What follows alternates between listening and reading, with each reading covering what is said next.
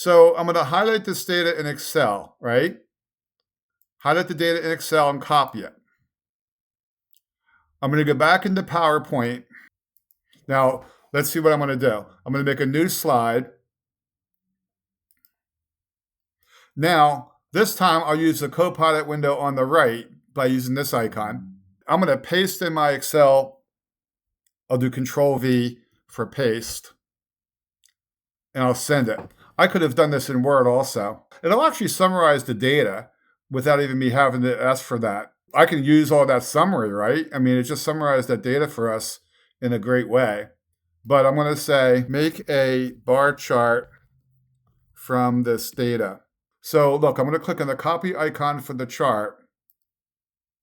I'm going to come over here to the slide, and guess what? Just paste it in.